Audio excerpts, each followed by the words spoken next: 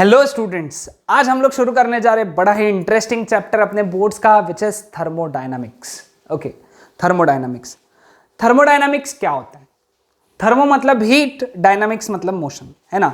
तो देखो इसकी डेफिनेशन जो अपने टेक्स्ट बुक में दी हुई है, that is the branch of physics that deals with the concepts of heat and temperature and the interconversion of heat and other forms of energy। मतलब interconversion है motion, है ना।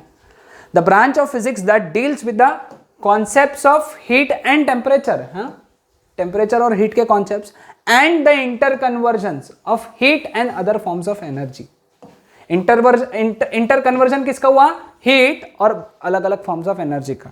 तो उस ब्रांच ऑफ फिजिक्स को हम लोग कहते हैं थर्मोडायनामिक्स। समझ में है? बहुत आसान सा डेफिनेशन है, नोट डाउन कर लो इसको, बहुत अच्छे से नोट डाउन कर लो, बहुत आसान डेफिनेशन, ठीक है।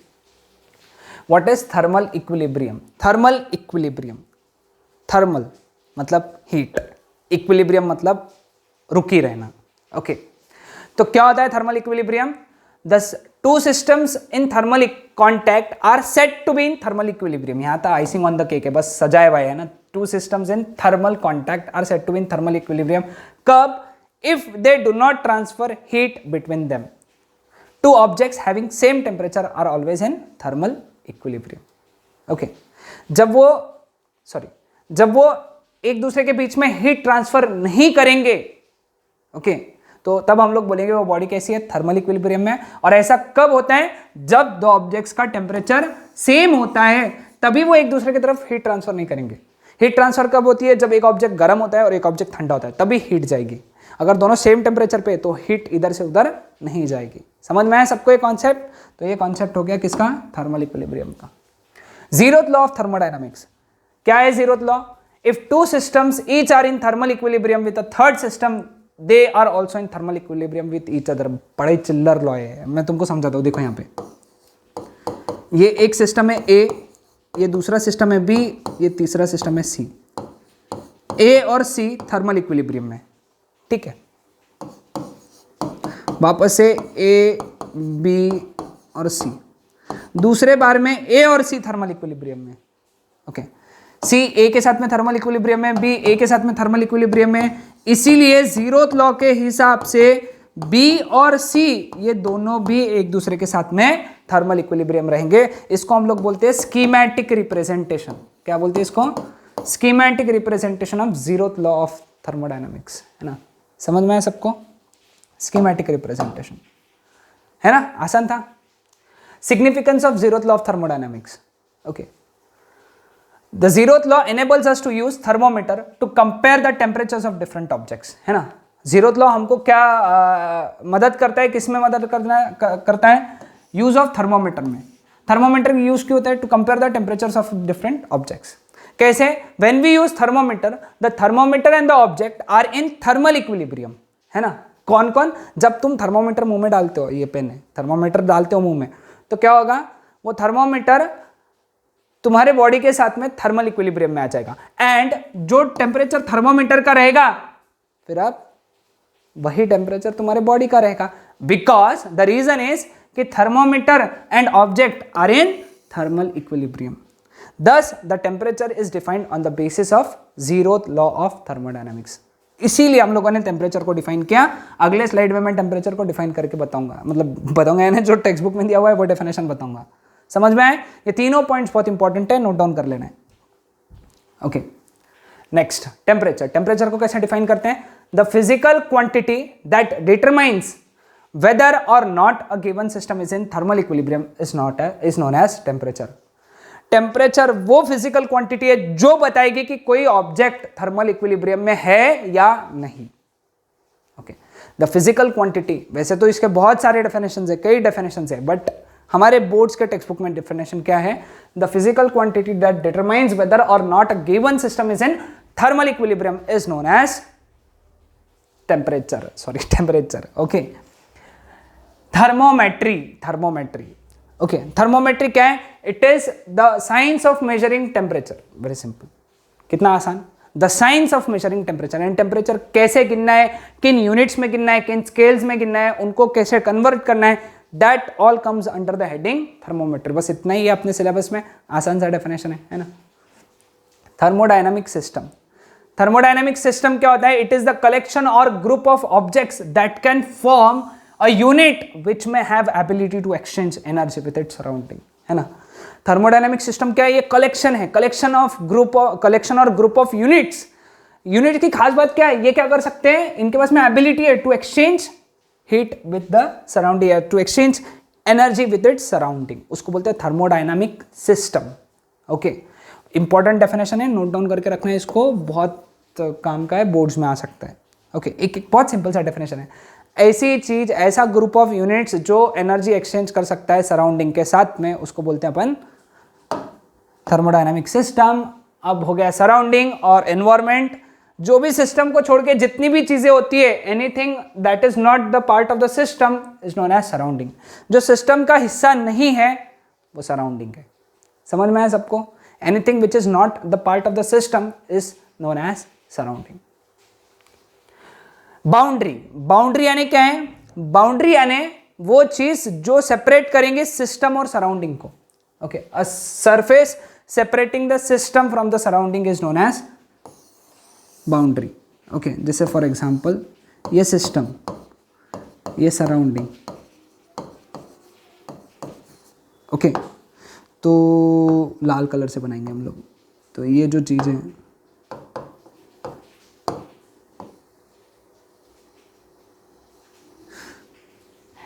ये होगी बाउंड्री, और इसको हम लोग क्या बोलेंगे? हाँ, बाउंड्री, इसको बोलेंगे बाउंड्री, है ना। ये सेपरेट कर रहे हैं ना सिस्टम और सराउंडिंग को, इसलिए हम लोग इसको बोलते हैं बाउंड्री। बाउंड्री यानी वो सरफेस जो सिस्टम और सराउंडिंग को सेपरेट करेंगे। ओपन सिस्टम, ओपन सिस्टम क्या है? ऐसा सिस्टम जो सराउंडिंग के साथ में, सिस्टम जो सराउंडिंग के साथ में एनर्जी और मैटर दोनों एक्सचेंज करेगा, उसको बोलेंगे ओपन सिस्टम, है ना। A system that freely allows exchange of matter and energy with its surrounding is known as open system. Example क्या है? Water boiling in an open kettle, खुले केटल में पानी का गर्म होना, या खुले गंज, गंज बोलते हैं ना अपन उसको, पतीला, गंज जिसके अंदर पानी गर्म हो रहा है, उसको बोलते हैं हम लोग ओपन सिस्टम, है ना। सभी को मालूम है ना ओपन सिस्टम? अभी ध्यान में आया ना सबको? हाँ, क्लियर? ये इसकी बात क्या है, ध्यान में रखना, मैटर और एनर्जी दोनों एक्सचेंज हो सकती है। Okay, close system, close system यानी जो मैटर एक्सचेंज नहीं करेगा, एनर्जी एक्सचेंज करेगा। इसको मैटर एक्सचेंज करना अलाउड नहीं है, एनर्जी एक्सचेंज कर सकता है, उसको बोलते हैं अपन close system. A system that does not allow exchange of matter, does not allow, हाँ, but allows energy to be transferred is known as closed system. Water boiling in a boiler or a closed kettle, that is known as closed system.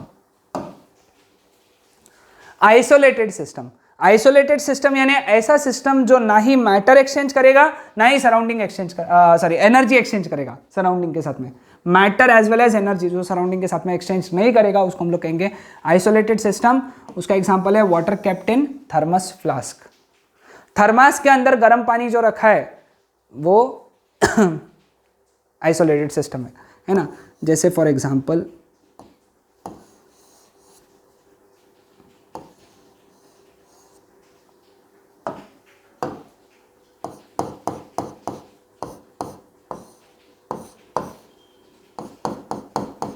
बस 2 minute, हाँ, ये draw करने दो, मज़ा आ जाएगा, समझ में आ जाएगा पूरा।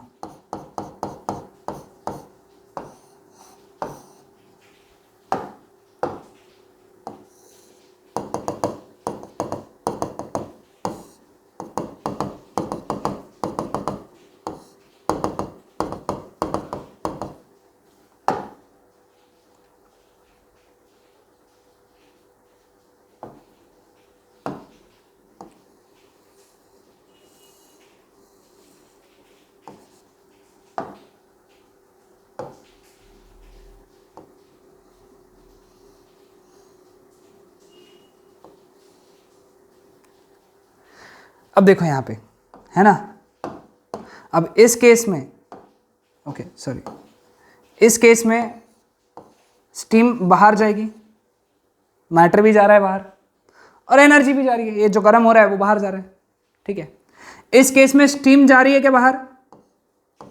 नहीं, मतलब मैटर नहीं जा रहे, बट एनर्जी जो है इसको क्रॉस करके एनर्जी जा सक रही है, इसमें एनर्जी भी जा सक रही थी, है ना, तो ये हो गया ओपन, ये हो गया क्लोज्ड। अब इसमें स्टीम भी अंदर है, एनर्जी भी अंदर है, तो ये हो गया आइसोलेटेड। समझ गए इस चीज को? बहुत आसान है ना, समझ में आया? ऐसा कुछ ड्रॉ नहीं करना है, लेकिन तुम्हारे समझ आने के लिए था, है ना। Flow of energy between system and surrounding. ये देखो सिस्टम, ये है सराउंडिंग। कब एनर्जी किधर से किधर फ्लो होगा? अगर सिस्टम का टेम्परेचर, ओके, अगर सिस्टम का टेम्परेचर कम है, सिस्टम का टेम्परेचर सराउंडिंग से कम है, तो ऐसा होगा। कब होगा? जब सिस्टम का टेम्परेचर सराउंडिंग के टेम्परेचर एनवायरनमेंट से कम है। ओके, ये कब होगा? जब सिस्टम से सराउंडिंग में कब जाएगा? जब सिस्टम का टेम्परेचर एनवायरनमेंट के टेम्परेचर से ज़्यादा है। अब अगर Ts is equal to TE है तो कोई एक्सचेंज होगा क्या? नहीं, दोनों का टेम्परेचर सेम है, तो दोनों थर्मल इक्विलिब्रियम में, तो उस केस में कोई भी हीट एक्सचेंज नहीं होगी। आसान कंसेप्ट। हीट को क्या बोलेंगे? The form of energy that is transferred between the system and the environment. Why? This is most important. Due to temperature difference that exists between them is known as heat. Okay, heat is nothing but the form of energy, that is transferred between the system and the environment due to temperature difference that exists between them. Okay, उसको हम लोग क्या कहते हैं? Heat कहते हैं। ठीक है, आज का लास्ट हमारा which is internal energy. Internal energy यानी क्या है? The energy associated with the random disordered, किससे associated? Random disordered motion of the molecules. ये बहुत इंपॉर्टेंट है। The energy associated with, energy किससे जुड़ी हुई? Random disordered motion of the molecules of the system is known as internal energy. Okay, it is different from the macroscopic energy of moving object. ये explain करता हूं, ये वाला पहले तो ये ध्यान में रख लो, it is denoted by U. Okay, जैसे फॉर एग्जाम्पल ये एक ग्लास में पानी रखा हुआ है, मैंने बोला इसकी काइनेटिक एनर्जी कितनी है? 0। मैंने बोला पोटेंशियल एनर्जी वो भी कितनी है? 0। इसका मतलब ये नहीं है कि इसकी इंटरनल एनर्जी 0 है, क्योंकि इसके जो ग्लास के अंदर जो पानी के जो मॉलिक्यूल्स है ना, वो कंटिन्यूअसली मूव हो रहे हैं, और दोनों सब क्या कर रहे हैं? एक दूसरे पे फोर्स लगा रहे हैं। मॉलिक्यूल्स कंटिन्यूअसली मूव हो रहे हैं और एक दूसरे पे क्या लगा रहे हैं? फोर्स लगा रहे हैं। इसीलिए जो एनर्जी किसके वजह से आती है? Random disordered motion of molecules, उसको हम लोग क्या कहते हैं? Internal energy. इसकी इंटरनल एनर्जी 0 नहीं है, क्योंकि इंटरनल एनर्जी मॉलिक्यूल से एसोसिएटेड होती है, एटम से एसोसिएटेड होती है, एटम और मॉलिक्यूल से एसोसिएटेड होती है। कौन सी एनर्जी? Internal energy. सो याद रखना, कोई भी सिस्टम के जो मॉलिक्यूल्स हैं, कोई भी गैस, इमेजिन करो गैस के जो मॉलिक्यूल्स है कंटिन्यूअसली मूव कर रहे हैं, तो उनकी जो एनर्जी होती है गैस के मॉलिक्यूल्स की या फिर एटम की जो एनर्जी होती है, उसको हम लोग क्या कहते हैं? Internal energy, denoted by you. जो पिछला था heat is denoted bye Q. Okay, clear with this? तो ये थे हमारे आज के बेसिक्स ऑफ थर्मोडायनामिक्स। ये सारे कॉन्सेप्ट्स अच्छे से पढ़ो, इनको नोट डाउन करो, थ्योरेटिकल टॉपिक है। Okay, that's it.